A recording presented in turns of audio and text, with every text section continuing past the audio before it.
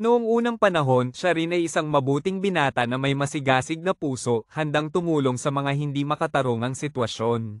Ngunit anumang bagay na ginagawa ng matagal ay nagiging nakakainis. Ang ilang tao na kanyang tinulungan ay umasa sa kanya, at kahit itinuturing ang kanyang tulong bilang isang bagay na dapat asahan.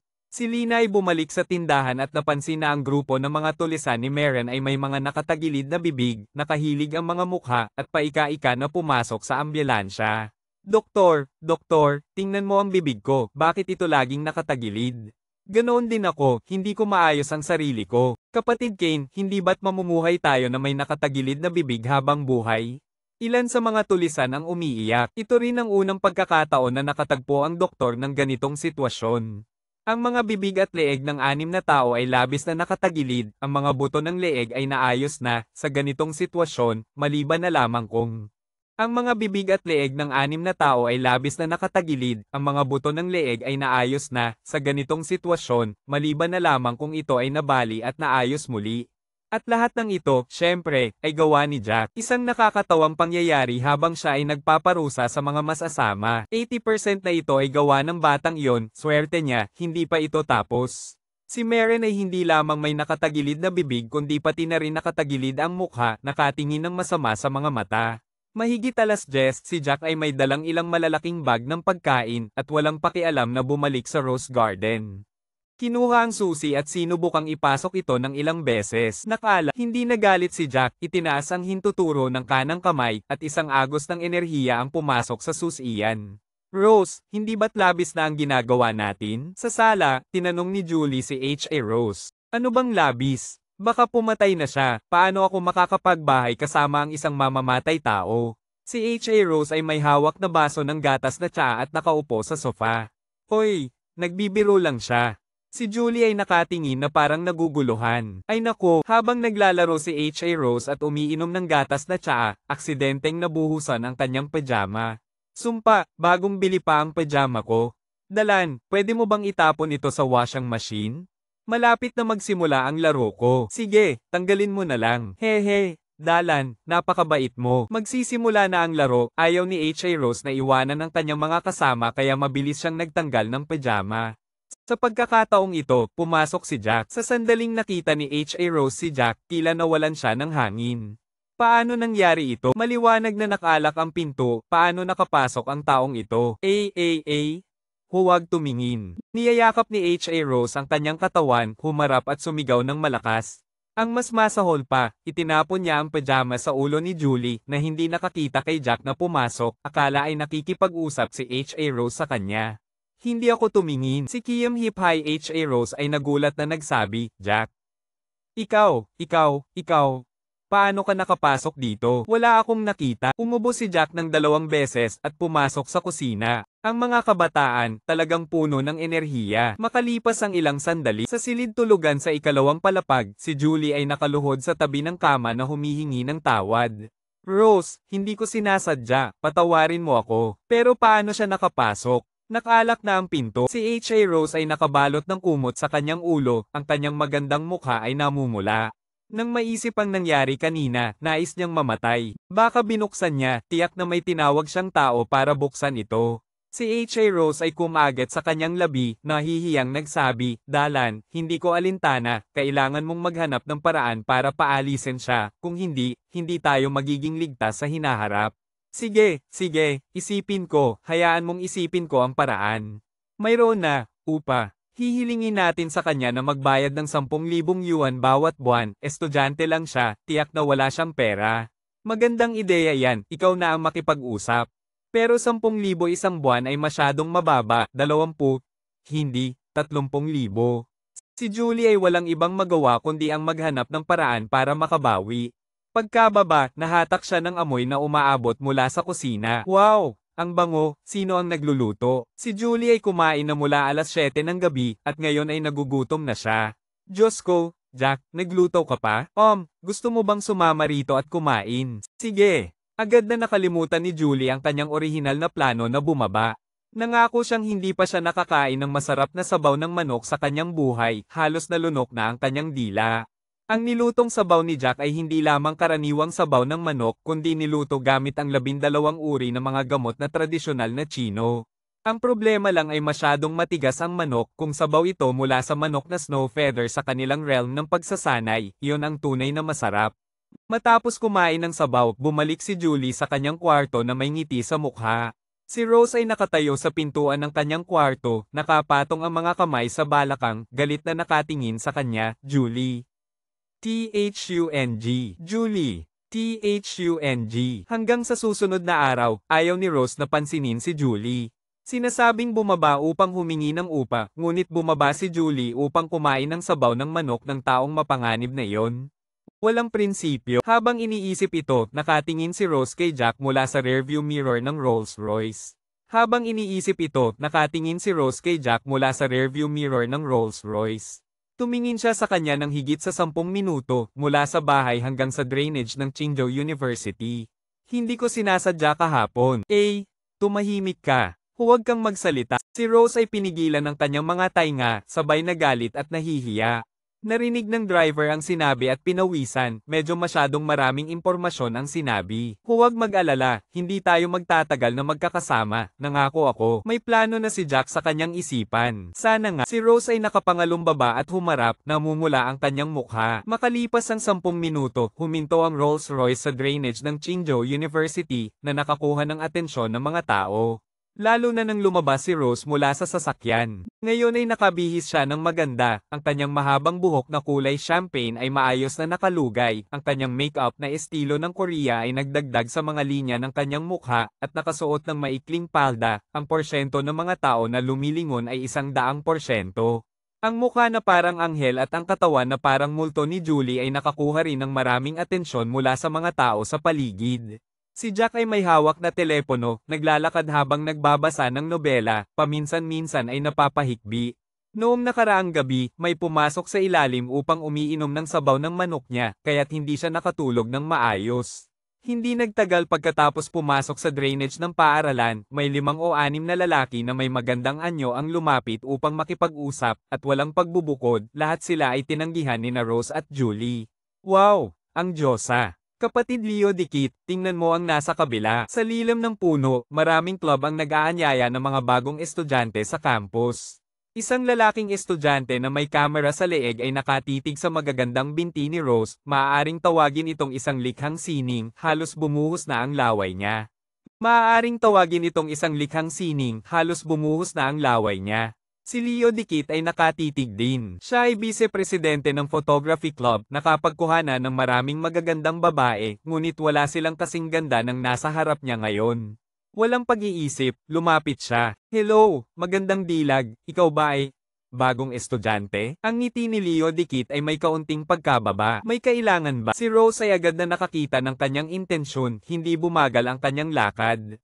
Bata, huwag kang magkamali, kami ay mula sa photography club ng Tonchu, espesyal na kumukuha ng mga larawan ng mga magandang tao, hindi ko alam kung maaari kaming makakuha ng karangalan na makuhanan ka ng ilang larawan. Si Leo Dikit ay sinamahan ng ilang miyembro ng photography club, sumunod sa kanila sa buong daan. Ipakikita ko sa iyo ang Douyin account namin, sikat ito na may milyon-milyong tagasunod.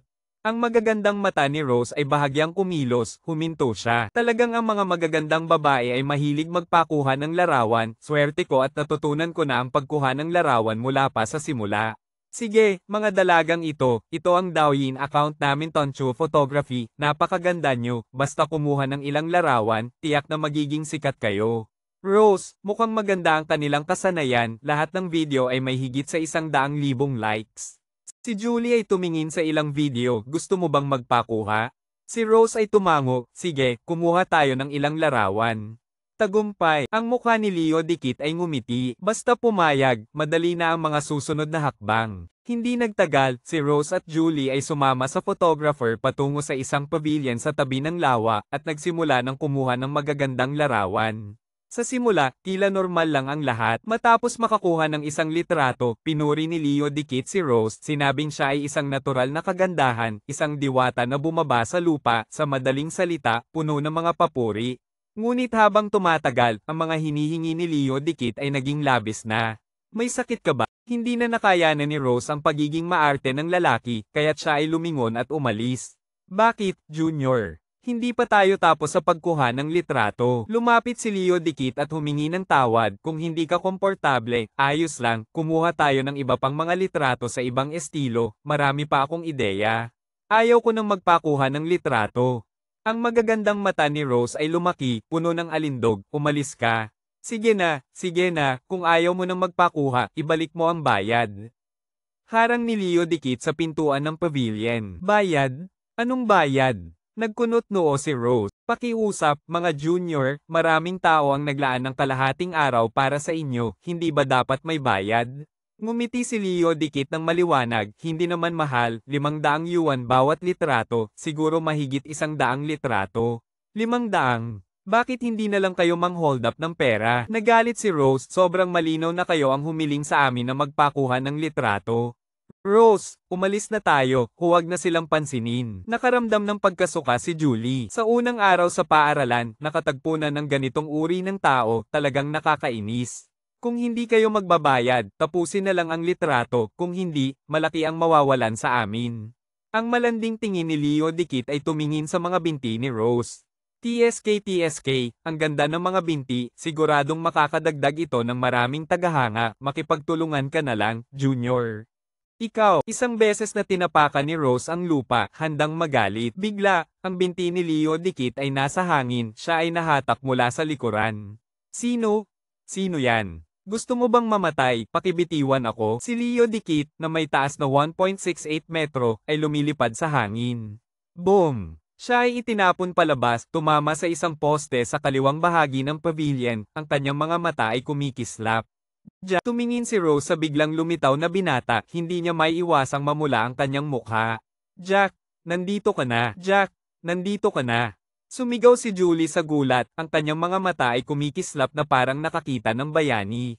Putang ina, saan galing ang taong ito? Sumugod ka sa akin, suntukin mo siya.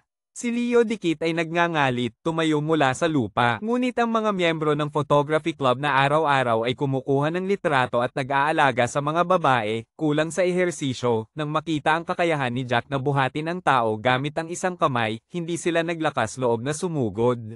Ikaw lang ba ang may lakas ng loob na suntukin ako? Lumapit si Jack kay Leo dikit, itinaas ang kanyang noo. Bam! Sinipa ni Jack siya, nagdugo ang kanyang ilong, tinakpan ang kanyang ilong at nahulog sa lupa na umiiyak.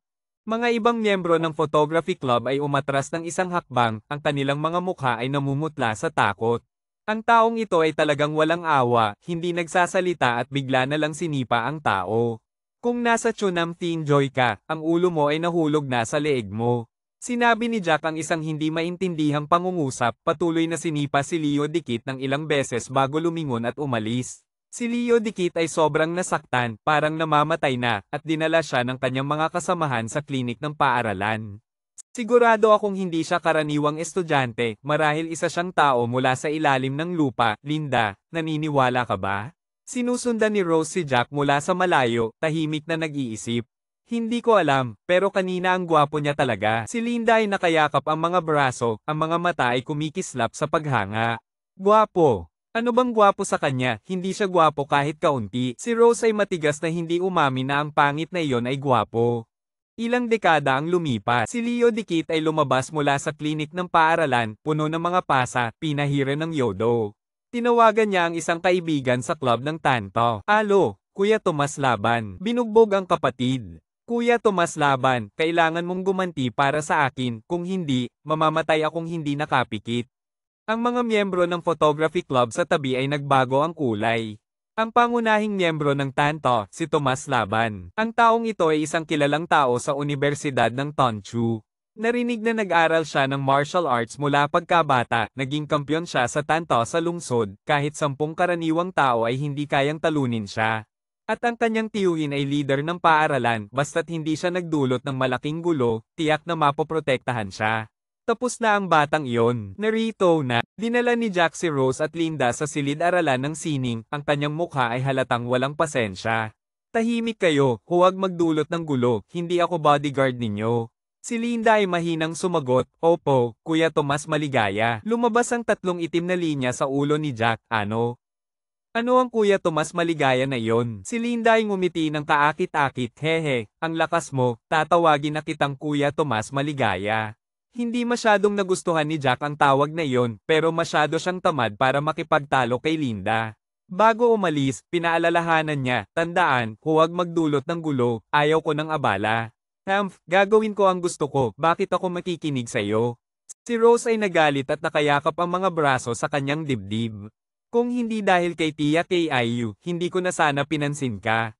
Sino ang kailangan ng iyong pag-aalala, nakakaasar? Si Rose ay nagmura sa likod ni Jack, matinding tinapakan ang lupa. Akala niya ang ganda-ganda niya siguro? Pumunta siya sa silid-aralan ng medisina para magpatala. Mukhang karaniwan si Jack kaya hindi siya nakakuha ng atensyon. Umupo siya sa isang sulok at kumuha ng telepono para maglaro. Per, ano ang pinapanood mo na sobrang nakatutok ka? Nagbabasa ng nobela. Hindi man lang itinaas ni Jack ang kanyang ulo. Anong nobela ang mas maganda kaysa sa textbook? Sabi ni Tito Bato, magpakilala tayo, ang pangalan ko ay Pablo Manggahan, tawagin mo akong Pablo Tito Bato. Jack, nakaboto ka na ba, Jack? Tanong ni Pablo Tito Bato. Anong boto? Wala akong interes. Umiling si Jack, siguradong magkakaroon ka ng interes.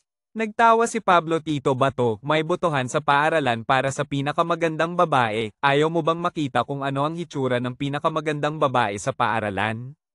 Isa sa kanila ay estudyante sa klase natin. Itinuro niya ang harapan. Isang magandang babae na may purong hitsura ang napapalibutan ng mga lalaki at babae, ang kanyang mukha ay namumula, mukhang medyo nahihiya. Wala akong interes. Mas nakakaaliw pa ang nobela para kay Jack. Matapos ang higit sa 2,000 taon, hindi siya kailanman walang kasamang kapareha. Pero, kahit gaano pa kaganda ang mga babae, kapag tumagal, nagiging normal na lang. Magpanggap ka lang. Si Pablo Manggahan ay nagalit kay Jack pagkatapos ay lumingon at nakipag-usap sa isang matangkad na binata sa katabing mesa. Ang matangkad na binata ay si Tomas Maligaya, lumaki sa kanayunan, mukhang medyo tanga. Nang marinig na makikita ang pinakamagandang babae sa paaralan, agad na kinuha ni Tomas Maligaya ang kanyang telepono, nag-login sa forum ng paaralan. Ito ba ang Rose na sinasabi nila?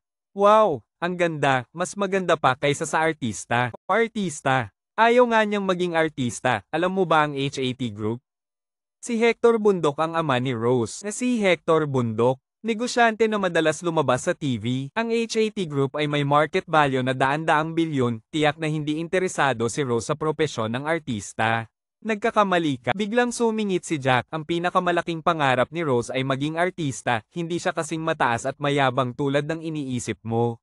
Nagulat si Pablo Manggahan at Tomas Maligaya. Tanong ni Pablo Manggahan, Jack, hindi ba't wala kang interes sa pinakamagandang babae sa paaralan?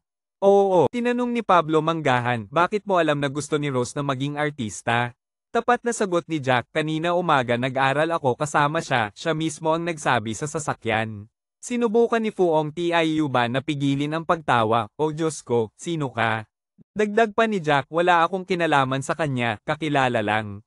Nagtawa si Tomas Maligaya, magising ka na, pare, ang mga tulad ni Rose ay hindi natin kayang abutin. Wala nang sinabi si Jack. Dumarami ang mga estudyante sa klase, si Tomas Maligaya at Pablo Manggahan ay patuloy na nag-uusap ng masigla. Narinig ko si Linda ang pinakamatalik na kaibigan ni Rose, TSK, mukha ng anghel, katawan ng demonyo. Si Tina Pino, ang mahirap na bulaklak ng paaralan ng Namtrong, nakakuha ng 718 na puntos sa A-level sa college entrance exam, talagang matalino. Si Owen Lontian, nakatatandang kapatid ng tradisyonal na martial arts club, narinig na nakapasa sa pagsusulit ng Martial Arts Examination Association, isang sertipikadong martial artist. Si Tina Liwanag, 2 taon, exchange student mula sa South Korea, isang magandang babae na host. Si Sofia Lontian ay naglalaro ng violin. Oh, ang ganda, mahahabang binti, magandang pangalan, pero sayang, apelyido ay Hong. Matagal nang nag-usap si Pablo Manggahan at Tomas Maligaya, sa wakas ay nagkasundo silang bumoto para kay Rose. Sa lahat ng aspeto, tiyak na mas mahusay si Rose kaysa sa ibang mga kalahok. Hindi nagtagal, isang grupo ng mga tao ang sumugod sa silid-aralan. Ang kanilang aura ay nakakatakot. Ang nangunguna ay isang matipunong binata, ang buong katawan ay puno ng kalamnan, nakatayo na parang hindi madaling lapitan. Kuya BNG, siya na. Isang binata na may mga mata na may bilog na itim, ang ilong ay puno ng bulak, tiningnan ang buong silid-aralan at biglang itinuro si Jack, siya ang bumugbog sa akin ng ganito. Naguluhan ng silid-aralan, binugbog ang nakatatandang kapatid, may mga estudyante sa Clinical Year 2 na ganito ka-arogante, lahat ng mga mata ay nakatuon kay Jack. Siya ba? Ang mga mata ng dalagang nakaupo sa harapan ay lumiwanag. Samantalang si Jack nang makita ang climax ng nobela ay naputol, ang kanyang emosyon ay nawala. Si Fuong Tiayuban at Tomas Maligaya ay tumingin sa kanya na may takot. Akala nila si Jack ay isang nerd na mahilig sa nobela, hindi nila inasahan na ang taong ito ay may ganitong kakayahan. Putang ina, ikaw ba si Jack? Narinig kong napaka-arogante mo. Ang matipunong binata ay bumaba mula sa entablado, naglakad patungo sa harapan. Isang paang umapak sa mesa ni Jack na nagbigay ng malalakas na tunog. Ang mga estudyante sa unang taon ay natakot at umiwas. Si Tomas Maligaya ay medyo matatag, at dahil siya ay isang taong may prinsipyo, nagsalita, "Hoy, nakatatandang kapatid, anong ginagawa mo?" Bam! Ang matipunong binata ay sumampal, ang binatang higit sa 1 metro at 8 taas ay nahulog sa mesa upang hindi matamba. Ako si Tomas laban ng Tanto Club, umalis ka. Pagkatapos niyang sabihin yon, nagbago ang mukha ng ilang estudyante sa Universidad ng Tonshu. Si Tomas Laban, pangunahing miyembro ng Tanto Club, kampyon ng Tanto sa lungsod. Ano? Kampyon ng Tanto sa lungsod, tiyak na patay na si Jack. Isang grupo ng mga estudyante ang nagtipon, nag-aalala na tumingin kay Jack. Bata, gusto mo ring subukan? Matapos bugbugin si Tomas Maligaya, si Tomas Laban ay tumingin kay Fuong Tiayuban na may pangungutya, na nagdulot sa kanya ng takot na hindi makatatayo. Hindi. Kapatid, ako ba? Isang malakas na sampal ang umalingaw-ngaw. Si Fuong Tiayuban ay natatakot na nakapikit ang mga mata, ngunit hindi niya naramdaman ang sakit sa kanyang mukha. Isang hindi kapani-pani walang tanawin ang naganap. Si Leo Dikit, ang vice-presidente ng club ng photography, ay niyayakap ang kanyang namumula na mukha, nakahiga sa lupa at sumisigaw, "Tomas Laban. Nababaliw ka na ba? Bakit mo ako sinampal?" Si Leo Dikit ay nagbuga ng isang malaking patak ng dugo kasama ang kalahating pira ng nabasag na ngipin. Hindi ko alam, hindi ako. Si Tomas Laban ay tumingin sa kanyang kanang kamay, patuloy na umatras, ang mukha ay puno ng takot. Ang ilang mga miyembro ng club ng Tanto ay nagtinginan na naguguluhan.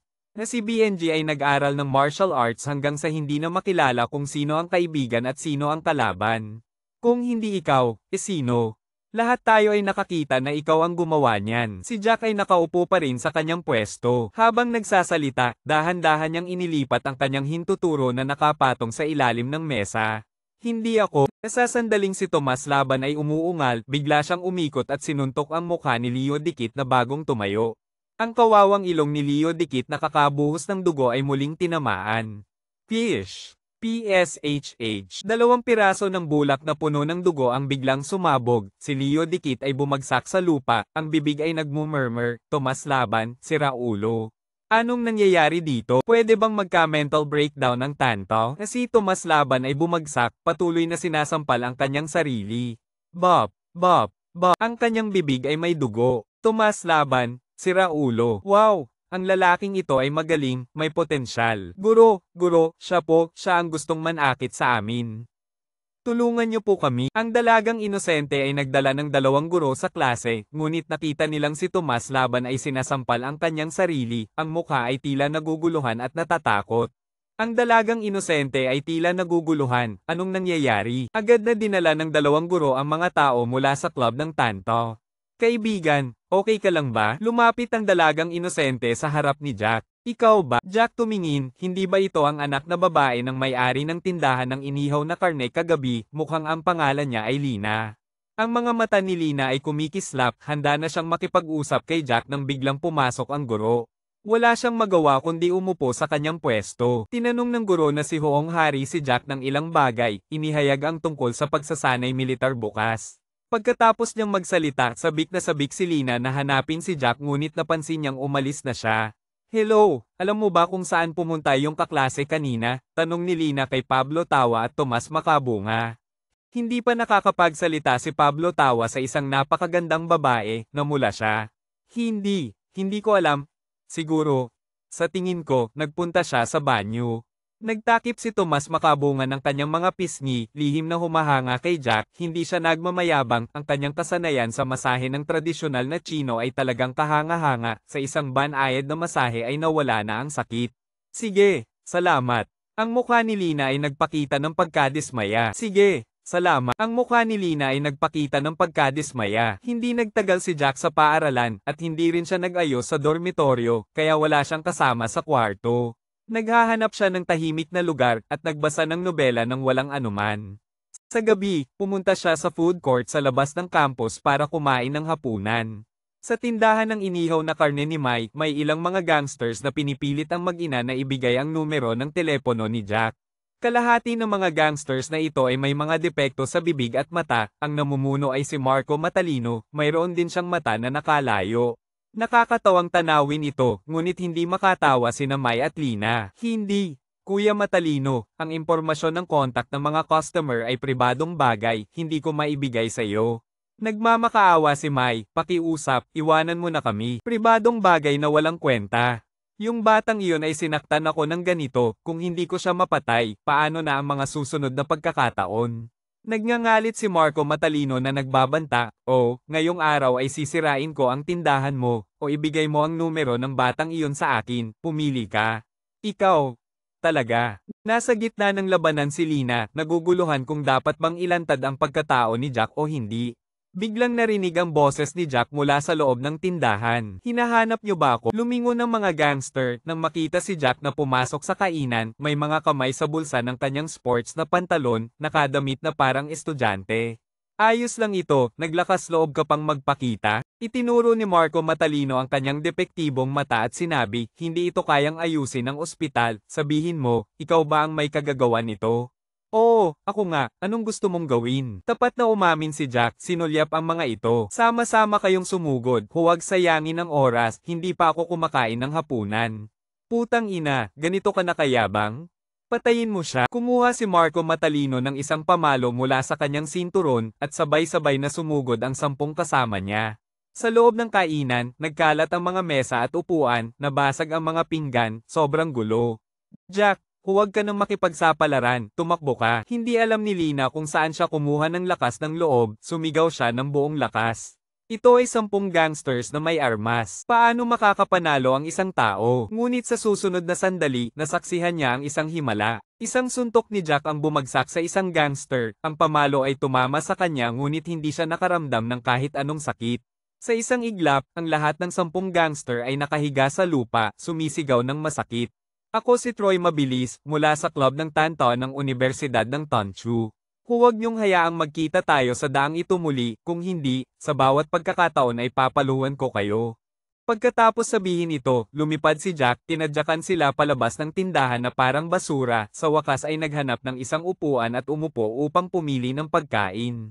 Si Mai at Lina ay namangha. Ang seguridad sa daan ng Twinuet ay talagang mahina, karaniwan ay nakakita sila ng maraming laban, ngunit hindi pa sila nakakita ng sino man na kasing lakas nito. Isang tao laban sa 10 tao, at mukhang hindi siya nahirapan. Siya ba ay uri ng martial artist na binanggit sa internet? Kaklase, ikaw? Ayos ka lang ba? Sa tingin ko tinamaan ka ng pamalo. Nag-aalala si Lina, wala akong anuman. Sagot ni Jack, talaga namang kaya niyang umiwas, ngunit hindi ito kinakailangan. Hindi lang sa pamalo, kahit bala ay hindi kayang sirain ang kanyang chi. By the way, bukod sa inihaw na karne, mayroon bang stir-fried na gulay sa tindahan mo? Tanong ni Jack. Medyo naubusan ng salita si Lina. Bakit parang hindi nagmamalasakit ang lalaking ito sa laban? Ano ba talaga ang kanyang pinagmulan? Oo. Lumapit si Mai, ngumiti at sinabi, bata, anong gusto mong kainin, gagawin ko para sa'yo. Gusto kong kumain ng dragon meat. Biglang sinabi ni Jack, nagulat si Mai, ang ibig kong sabihin, beef stir fry. Nagbago si Jack ng kanyang salita. Sige, gagawin ko. Lumiko si Mai papasok sa kusina, iniwanan si Lina ng isang sulyap, parang may sinasabi. Ang ilang mga gangster sa daan ng Twinuet ay muling nasa ospital. Ngunit hindi sila sumusuko. Kuya Marco Matalino, bakit ang lakas ng batang Troy Mabilis na iyon? Ang kanyang kamao ay kasing bigat ng martilyo, sa tingin ko mga 3 buwan bago siya makabangon mula sa kama, oh my. Isang gangster na may asul na buhok ang nakahiga sa kama, sinusuri siya ng orthopedic surgeon. Mga pamilyar na tao na, hindi na nagugulat ang doktor at mga nurse. Hindi ko akalain na ang batang iyon ay ganito kalakas. Ang mukha ni Marco matalino ay namamaga na parang ulo ng baboy, ang kanyang mga mata ay puno ng galit. Sa tingin ko nag-aral siya sa Shaolin Temple, marahil ay nag-aral siya ng Jin Zhongchao. Sa tingin ko nag-aral siya sa Shaolin Temple, marahil ay nag-aral siya ng Jin Zhongchao. Hindi mo ba nakita na ginamitan natin siya ng pamalo, hindi siya tumugon? Kung hindi ito Jin Zhongchao, ano pa? Nagngangalit si Marco matalino, hindi, kailangan kong tumawag kay Benny, hindi pwedeng ganito na lang. Pagkatapos sabihin ito, agad siyang tumawag sa kanyang boss. Si Benny ng daan ng Twinowet, mga walang silbi. Putang ina, isang grupo ng mga walang silbi. Pagkatapos marinig ni Benny, nagalit siya, isang estudyante lang, hindi nyo kayang talunin, pinakain ko kayo ng walang silbi.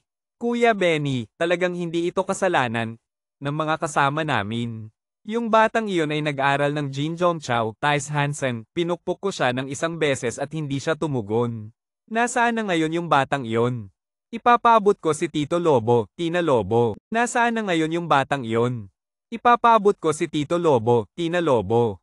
Mahinang sinabi ni Benny, Kuya Benny, hindi na kailangan ng ganitong kalupitan, sa huli isa lang siyang estudyante. Anong pinagsasabi mo? Umiyak ka na. Sa kabilang linya, narinig ang sigaw ni Benny at ang mga daing ng isang babae. Oo, oo, oo. Nasa tindahan ng inihaw na karne ni Maisha, marahil ay hindi pa umalis. Agad na pinutol ni Benny ang tawag. Kuya Benny, kailangan bang magpadala ng Tito Lobo, Tina Lobo para sa isang estudyante lang? Sila ang mga trump card ng gang natin. Sa loob ng hotel room, sa dim na ilaw, narinig ang nakakaakit na boses ng isang babae mula sa tabi ng kama. Ano bang alam mo? Si Benny, isang lalaking nasa gitnang edad na mga 40 taong gulang, ay nakaupo sa kama, nakabuka ang mga binti, malamig na humihikbi. Ang daan ng Twinowet ay isang malaking piraso ng karne, ilang mga gang sa toncho ang nakatingin dito. Akala mo ba ang batang iyon ay talagang isang estudyante lang? Yung mga nag-iisip na ganun ay hindi na magiging leader sa buong buhay nila.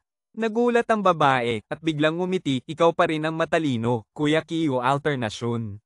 Sa tindahan ng inihaw na karne ni Mai, hindi na nakatiis si Lina at nagtanong, paano ka nakakakain ng ganito karami? Habang isinusubo ni Jack ang plato ng beef stir fry, ngumumuya siya at sumagot, anong pakialam mo, hindi naman ako hindi nagbabayad. Si Lina, wala akong ganong ibig sabihin, kung patuloy kang kakain ng ganito, tiyak na mababasag ang tiyan mo. Kumuha ulit si Jack ng isang dakot ng beef skewers, narinig mo na ba ang tungkol sa Thai Vihari? Van Gat Diu, Nin Tin, Kong Lin Quan Ji Denti, Van Shi MT. Sa Dia Diu si Zep Chong Lin Nao Ngai Saang Kau, Saukian Ko ang Hon Mo Nante, CUIC ng Nin Tin Kong Dong Lei. Nuan Tip Tok An, Chak Se Bizem La Kwai Vat MT. NG Luk An CHUNB Kwe Ma Ton Toan, Lai Mai Voi Vang Ngan An Lei, Chang Tri Tre, Hai Ngai Kwa Cam On SGUP Di Kua Chao, BA An Nai DMI. Kong CN, Nintin Biet Trong Lanang Lai Mai Niji, CHNG Kwa Dang NH An Che CH Chohu Mati. An Lao Mo NGUICCKY GPHI NPHC, No Kong Phi Tai NGH Kua Lai Mai Titi, An Se Kong Bao GI Ge Kwa Nai NA. Sau Kitra TIN, An RID. May kaunting lungkot sa mukha ng mag-ina. Sa daan, naisip ni Jack ang isang problema. Kung patuloy siyang kakain ng ganito, ang 20,000 yuan na ibinigay ng kanyang ina para sa gastusin ay mabilis na mawawala. Saan siya kukuha ng pera? Gawing ginto ang bato at lumikha ng isang bundok ng ginto. O kaya ay gumawa ng mga magic weapon at ibenta ang mga ito sa mataas na presyo. O kaya ay humanap ng ilang mayayamang tao na malapit ng mamatay at tulungan silang pahabain ang kanilang buhay. Ang mga bagay na ito ay tila kakailanganin ng spiritual energy. Napabuntong hininga si Jack, biglang lumiko at pumasok sa isang madilim na eskinita. Sino yan? Sa kaliwa, habulin. 2 lalaking nakasuot ng itim na coat ang sumunod sa kanya. Agad na umabot ang boses ni Jack, hinahanap niyo ba ako? Nalaman pa, nagulat ang 2 lalaking nakasuot ng itim sa kanilang narinig, nagtinginan sila. Si Troy mabilis, di ba? Paano mo nalaman na sinusundan ka namin, talagang isang martial artist? Ipinatong ni Jack ang kanyang mga kamay sa bulsa ng kanyang pantalon, kung may kailangan kayong sabihin, sabihin nyo na, sino ang nagpadala sa inyo. Bata, dapat kami ang magtanong sa'yo. Isang lalaki sa kaliwa ang nag-angat ng kanyang hood, revealing a scarred face. Kung may miyembro ng gang na naroroon, tiyak na makikilala siya. Dapat kami ang magtanong sa'yo. Isang lalaki sa kaliwa ang nag-angat ng kanyang hood, revealing a scarred face. Kung may miyembro ng gang na naroroon, tiyak na makikilala siya. Si Tito Lobo, isang tauhan ni An Kiyu, isa sa mga pangunahing tao ng gang. T-Hai Bang, Ton Long Hoy, H. Mano, sabihin mo. Alin ka sa kanila? Kinuha ni Tito Lobo ang isang kutsilyo mula sa kanyang dibdib, ang talam ay kumikislap. Napabuntong hininga si Jack pagkatapos ay seryosong sinabi, galing ako sa THUN Duong VCC Kong. THUN Duong VCC Kong, sinasabi mo ba sa akin na nagkukwento ka ng mga alamat? Naniniwala ka bang kayang patayin kita ngayon din? Sigaw ni Tito Lobo na may galit habang hawak ang kutsilyo. Bao, huwag nang makipag-usap pa sa kanya, dalhin siya at tingnan natin kung matigas pa rin ang kanyang bibig. Ang kapatid ni Tito Lobo na si Tina Lobo ay isa ring brutal na tao, napakalakas ng kanyang pangangatawan. Habang nag-uusap, bahagyang bumaba si Tina Lobo, parang isang matalim na palaso na handang sumabog. Vo, Nintin Trong na imatso th nan radiu cthlc kuwa ngui dan ngmc ao koa na iman hon gpmuiln so voice en dubin thung. Nong vncn kemza voice cpthpnht kuwa luyen kky. Ang sagot ay isang sipa sa harapan. Hindi inasahan ni Tomas tandang na kasing bilis ng hangin ang bilis ni Jack, tinamaan siya sa dibdib, ilang buto ang agad na nabali, at nagbuga ng dugo. Kapatid, naguluhan si Tomas tandang buwaya, agad na kumuha ng kutsilyo at sumugod, gusto kong kunin ang buhay mo. Hindi umiwas si Jack, iniunat ang kamay at kinuha ang kutsilyo, piniga ito hanggang sa maging pira-piraso sa harap ni Tomas tandang buwaya. Ikaw, hindi pa nakakita si Tomas tandang buwaya ng ganitong nakakatakot na sitwasyon, siya ay natigilan sa takot. Mas mababa ka pa kaysa sa kapatid mo. Malamig na sinabi ni Jack, itinuturo ang kanyang hintuturo. Isang malabong sinulid ng chi ang lumabas mula sa dulo ng kanyang daliri, tumakbo patungo sa lugar kung saan nakahiga si Tomas tandang sa lupa. Ano ito? Ako. Anong nangyayari? Nagtigatig si Tomas tandang, tumayo mula sa lupa, napansin na hindi sumusunod ang kanyang katawan sa kanyang mga utos. Kapatid, anong nangyayari sa'yo? Buwaya, umalis ka na. Hindi ko makontrol ang sarili ko, anong nangyayari? Si Tomas tandang ay parang isang puppet, habang nagsasalita ay bigla siyang sumuntok, tinamaan si Tomas tandang buwaya sa ilong at nagdugo. Pagsabog, nag-aaway ang dalawang magkapatid, nagkakaroon ng sugat sa mukha, at nagkakaroon ng concussion. Lumiko si Jack palabas ng eskinita, at tinawagan ng pulis. Alo, gusto kong mag-ulat sa pulis, may nag-aaway, sobrang brutal ng laban, sobrang delikado. Naglakad pabalik sa Rose Garden. Ang ikinagulat ni Jack ay dumating ang ama ni Rose, si Hugo Kalikasan, isang kilalang negosyante sa Tonchu. Si Rose ay nag-ikot sa sofa, may malambing na mukha, tinawag ang kanyang ama na parang isang batang 3 taong gulang. Nang makita si Jack na bumalik, nagbago ang mukha ni Rose at naging seryoso, pinapalo ang kanyang mga puting binti na parang niebe, ibinalik ang kanyang malamig na postura. Ikaw ba si Jack? Lumapit si Hugo Kalikasan mula sa sala, tinitingnan si Jack gamit ang kanyang mga mata na parang agila. Sinundan siya ni Ginoong Pablo Nyog nang hindi umaalis. Magandang araw po, Ginoong H.A. Magalang na bumati si Jack. Narinig ko na ang nangyari ngayon, T.I.U. Thin, salamat sa pagtulong kay Thursday Non. Ngumiti si Hugo Kalikasan. Ang iyong ina at ina ni Thursday Non ay magkaibigan, syempre umaasa rin ako na maging magkaibigan kayo ni Thursday Non. Tatay. Ayokong maging magkaibigan sa kanya. Bago pa makapagsalita si Jack, narinig ang galit na boses ni Rose. Ayoko rin. Sumasang-ayon si Jack. Ikaw, galit na naghagi si Rose ng unan. Akala mo sino ka, napakaraming tao ang gustong maging kaibigan ng prinsesa. Huwag mag-alala, sa loob ng 3 buwan, maghihiwalay din tayo. Maghiwalay o hindi, parang kami nagmamahalan. Sige na, umikot si Jack para umiwas. Maghiwalay o hindi, parang kami nagmamahalan. Sa liwanag ng buwan, unti-unting naging malamig ang mukha ng lalaki. Napansin ito ni Jack at nagtanong, Ginoong Hugo, kung may problema, sabihin mo na lang ng direkta. Sige, naging seryoso ang mukha ni Hugo Kalikasan. Jack, sa totoo lang, sa simula, hindi ko sinuportahan ang paglipat mo dito. Si Thursday Nun ay isang mahalagang hiya sa pamilya HA, ang pamumuhay kasama ang isang binata na nasa rurok ng kanyang kabataan ay magdudulot ng malaking kaguluhan sa Tonchu. Kaya't ang unang bagay na nais kong ipaalala sa iyo ay huwag ipagsabi na nakatira ka dito. Bakit hindi mo ako paalisin? Tanong ni Jack. Dalawang dahilan. Una, gustong-gusto ka ng mga tao sa bahay, nais pa nga nilang ipakasal ka kay Rose. Ito ay tiyak na isang ilusyon, huwag mo nang isipin ito. Ito ay tiyak na isang ilusyon, huwag mo nang isipin ito. Sabi ni Hugo kalikasan na may tiyak na tono. Pangalawa, sinabi sa akin ni Rose na ikaw ay napakalakas, nag-aral ka ba ng martial arts? Oo, nag-aral ako. Tumango si Jack. Si Lau Pablo ay nag-aral din, Lino THC ba CC, kaya mo bang makipagpalitan ng ilang galaw sa kanya? Tanong ni Hugo kalikasan. Sa bagay na ito, dapat mo siyang tanungin. Sabi ni Jack. Haha. Nagtinginan sina Hugo kalikasan at Pablo Nyog, parehong natawa sa kanya. Batang lalaki, bata ka pa pero hindi ka rin nagkukulang sa tapang. Sabi ni Pablo Nyog habang nakatayo na may mga kamay sa likod, narinig mo na ba ang tungkol sa Noiking? Noiking?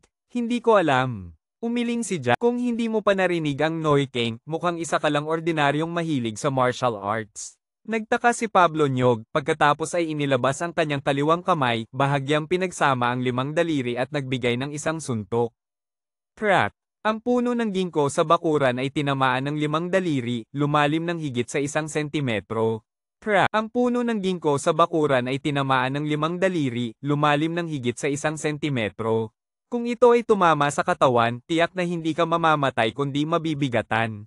Ito ang Noiking. Tanging ang mga martial artist na nag-aral ng martial arts sa loob ng maraming dekada ang makakagawa nito. Ang mga tao sa antas na ito ay tinatawag na martial generals. Sa sinaunang panahon ay kayang makipaglaban, isang laban sa daan. Habang sinasabi ito ni Pablo Nyog, nakatayo siya na may mga kamay sa likod, iniisip na ang binatang si Jack na ito ay tiyak na natatakot na umihi sa kanyang pantalon. Ito ba ay hindi Noi LC? Hindi sumang-ayon si Jack, ngunit bigla siyang naging interesado sa modernong martial arts, kaya't nagtanong siya.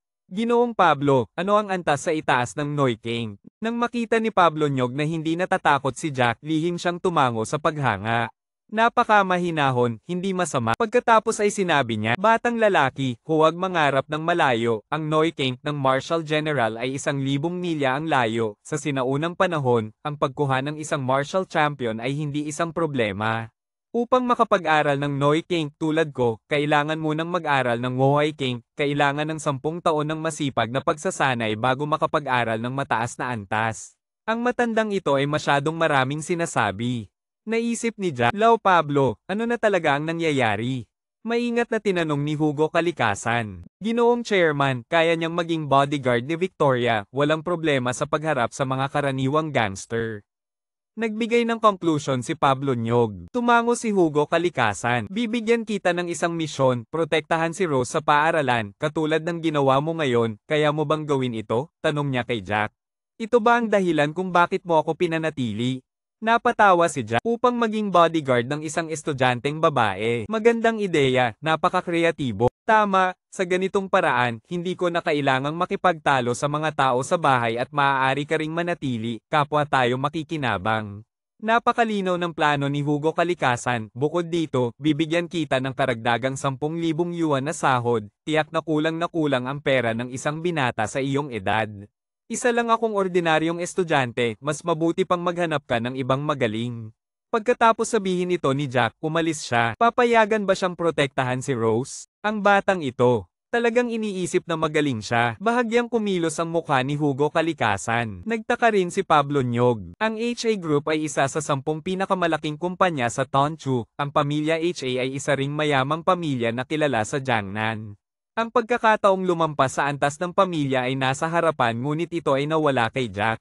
Nakaramdam siya ng panghihinayang para sa binatang ito. Naglakas loob na saktan ang 2 kamay kong mahalaga sa ganitong paraan.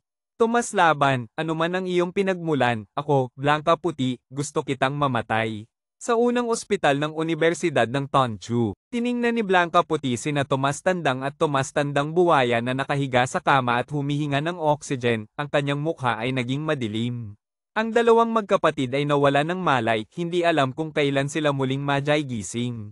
Kapatid puti, na imbestigahan na, si Tomas Laban ay talagang tao ng Tanto Club ng Universidad ng Tonchu, at isa ring pangunahing miyembro. Ang kanyang mga magulang ay mga ordinaryong tao, walang pinagmulan, mayroon lamang isang tiyuhin na guro sa paaralan. Isang babae na may pulang buhok ang lumapit sa kanya. Ang pangalan niya ay Victoria Bulaklak, siya ang kasintahan at sekretarya ni Blanca Puti, isang napaka-sexy na babae.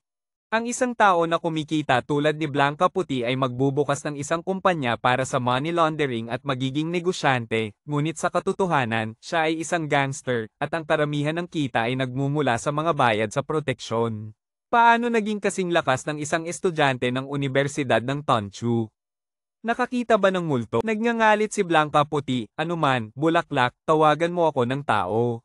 Kung hindi isang tao, 10 tao, 20 tao, kung hindi 20 tao, 50 tao, kung hindi 50 tao, 100 tao. Di ko naniniwala na itong batang Tomas na ito ay superhero. Kung hindi ko siya mapatay, hindi na ako magpapakita sa Titan. Si Victoria Bulaklak ay tahimik na nakakunot ang noo, tila may pagdududa sa desisyong ito. Pero tumango pa rin siya. Sige, Kuya Puti, tatawag ako agad para ipaalam sa mga kasama na maghanda. Dapat siyang patayin. Oo, araw ng pasukan. Maagang nagising si Rose at nang bumaba siya sa hagdang bato, sinadyang umingay ang kanyang mga paa upang gisingin si Jack. Nang malaman niyang wala na ang batang ito sa kwarto, nauna na palang lumabas para maglakad-lakad. Pagdating sa paaralan, sinabi ni Rose kay Jack na bumaba sa sasakyan sa harap ng paaralan, siya at si Chris Daan ay pumunta sa garahe, at masaya si Jack. Sa unang linggo ng pasukan, matapos ang oryentasyon para sa mga estudyanteng unang taon, nagsimula ang yugto ng pagsasanay militar. May mga paraan si Jack upang makaiwas sa pagsasanay militar, ngunit hindi ito kinakailangan. Panahon na, magpahinga ng 20 minuto. Sa utos ng batang tagapagsanay, maraming estudyante mula sa 50 estudyante sa klase ng clinical na 2 ang umupo sa lupa, pinunasan ang pawis gamit ang kanilang manggas. Sobrang nakakapagod ang posisyon ng militar. Tama, parang mababali na ang mga binti ko. Sobrang hindi komportable na hindi gumagalaw. May 7 araw pa, ho ho ho. Narinig ang mga tunog ng pagreklamo. Nang makita ito, umiling ang batang tagapagsanay. Ang mga estudyante ngayon, masyadong komportable, napapabayaan na kahit hindi makatatayo sa posisyon ng militar ng 40 minuto, talagang walang silbi. Sa harap ng paghamak na ito, ilang mga lalaki sa klase ang halatang hindi sang-ayon. Tagapagsanay, hindi mo pwedeng husgahan ang lahat ng estudyante. Isang batang lalaki na may maikling buhok ang nagtaas ng kamay, at pagkatapos ay tumayo, walang problema sa akin ang tumayo sa posisyon ng militar, nag-eehersisyo ako araw-araw, naglalaro ng basketball, sigurado akong kasing lakas ko ang guro. Ngumiti ang batang tagapagsanay, talaga? Anong pangalan mo? Itinaas ng batang lalaki ang kanyang ulo, lino liwanag. Ang gwapo, at naglakas loob pang makipag-usap sa tagapagsanay. Maraming mga babae sa klase ang tumingin kay Lino Liwanag na may mga mata ng pagkamangha. Nakaupo rin si Jack na nanunood ng eksena. Gusto mo bang makipagtagisan? Naramdaman ng batang tagapagsanay na kailangan niyang turuan ang grupong ito ng mga estudyante ng leksyon. Sige, anong gusto mong ipagtagisan? Lumapit si Lino Liwanag. Kung talagang matalo ang tagapagsanay, hindi ba't magiging sikat siya? Kahit na matalo, hindi naman ito nakakahiya. Mag-push up ka. Sabi ng batang tagapagsanay nang walang pakialam. Walang problema. Pinalo ni Lino Liwanag ang kanyang mga matitigas na kalamnan sa dibdib. Agad silang tumayo sa tabi ng isa't isa. Ang kanilang mga kamay ay nakalagay sa lupa. Napakasimple ng mga patakaran ng laban na ito, sino mang hindi makakapagpatuloy ay matatalo.